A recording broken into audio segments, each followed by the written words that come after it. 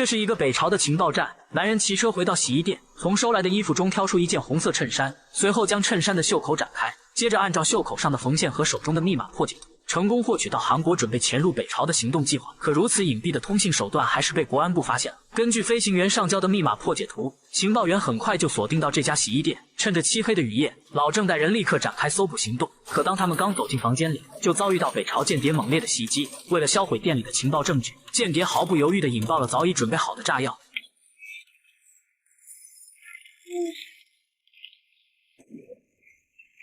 剧烈的爆炸瞬间将洗衣店夷为平地，好在雨水阻止了火势蔓延。老郑将洗衣店里的残骸全部运回了总部，随即展开大规模的调查。看着桌面上大量从国安部外泄的残破文件，老郑将目光锁定在了老李身上。而另一边的老李也没有闲着，他按照安局长的指示，对老郑的国内组展开了秘密调查。女助手朱晶很快就摸到一条线索，她发现老郑和一家名为木星的军火公司有频繁的财务往来。老李听后立刻带人突袭了木星公司，并逮捕了公司的法人崔社长。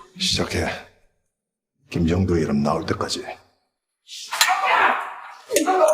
得知此事后的老郑有些坐不住了，他命令小张对老李进行全天候跟踪，一定要找到对方的把柄。小张果然不负重托，很快就发现老李和一个女孩的会面，他们连夜就把女孩抓了起来，接着对她进行严刑拷问。老郑以女孩在档案中隐瞒了曾在朝鲜学校读书一事，认定她就是北朝间谍，并将她和老李关联起来。其实这个女孩名叫秋雅，是老李曾经一个线人的女儿。在一次执行任务中，线人不幸中弹身亡，于是他将女儿秋雅托付给了老李。看着好友的女儿被如此折磨，老李终于按耐不住了，他怒气冲冲地闯进了审讯室，借机悄悄告诉秋雅，从现在开始一个字都不要回答，这是唯一可以救她出来的办法。就在郑李两人激烈互查的时候，躺在医院的大刘突然醒，他是现在唯一知道东林线索的人。提前得知消息的老郑立刻命人将大刘转移到安全的病房。等老李他们赶过来时，门口已经被老郑的人堵死了，双方人员瞬间在走廊里打成一团。可此刻对面大楼的天台上，一个狙击手已经瞄准了病床上的大刘，随后一枪命中了他的胸口，接着对着病房里一顿乱射。等被枪声惊动的众人跑进来时，大刘已经彻底下线了。这件事让安局长大发雷霆，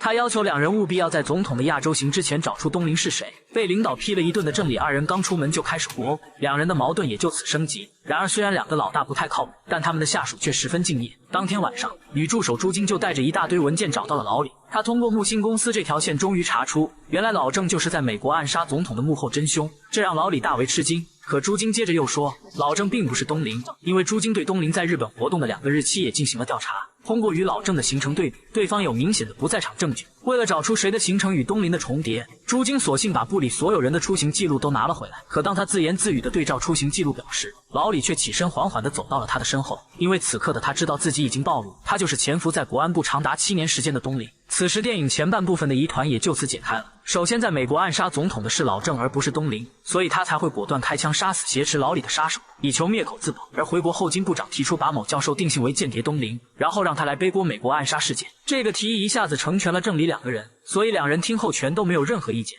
老郑更是亲力亲为的把教授这个替罪羊做实。可如此昏庸的金部长却早就怀疑上了老李，所以才在日本行动中单独给大刘下达了命令。这也是老李回国后为什么要逼迫金部长辞职的原因。可金部长下台后，更狠的安局长上任是他没有预想到的。当安局长把东林在日本活动的线索交给老李后，老李知道这条线索不能深挖，于是他带人对老郑的木星公司展开了针对性调查。但他没有想到，这无意间碰到了老郑的逆鳞，因为木星公司这条线会暴露他是暗杀总统的凶手，所以老郑很快就开始强烈反击，把秋雅抓走严刑拷问。而老李刻意淡化的东林在日本活动线索，却被爱岗敬业的助手朱晶关注。既然2个主角的身份都已经查明，那么查案小能手朱晶的戏也就可以杀青了。无奈的老李勒死了这个跟随自己多年的助手之后，他立刻联系了接头人，告知对方自己已经暴露，必须马上离开韩国。可当他从接头地点走出来时，没想到老郑的副手小张偷偷跟了上来。原来小张一直在执行老郑的命令，24小时全天候对老李进行跟踪和监听。他将老李是东林的事报告给老郑后，独自一人跟了过来，但很快他就被经验丰富的老李发现了。然而就在2人僵持之时，一群神秘人突然从胡同里冲了出来。他的名